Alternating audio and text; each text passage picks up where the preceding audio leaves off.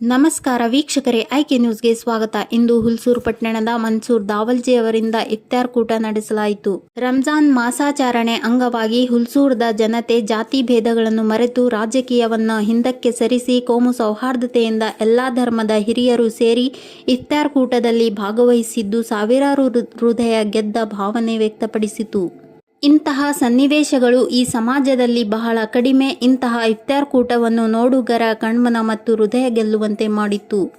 ಈ ಇಫ್ತಾರ್ ಕೂಟದಲ್ಲಿ Shivananda Swamiji Hulsoor, Ismail Shah Peshmam, Shivananda Metre tahsildar, Ali Saab CPI Basavakalyan, Mallappa Dhabale, Anil Bhusare, Sudhir Kadadi, Ranjit Gaikwad, Omkara Patne, Chandrakant Detne, Vivek Chalkapure, Vidyasagar Bansude, Akash Khandale, Sagiruddin CMC president Basavakalyan, Raisoddin BK, Fayas Patel, Balachandra Adyappa, Bhagwat Janba, Sanju Bhusare, Abrar Saudagar, Ilyas Ahmed, Asrar, Tanveer, Tajmul, Asif Silar, Mujeeb Dawalji ಹಾಗೂ ಊರಿನ ಮುಖಂಡರು, ಹಿರಿಯರು, ಕಿರಿಯರು, ಅಧಿಕಾರಿಗಳು, ಧಾರ್ಮಿಕ ಮುಖಂಡರು ಭಾಗವಹಿಸಿದ್ರು.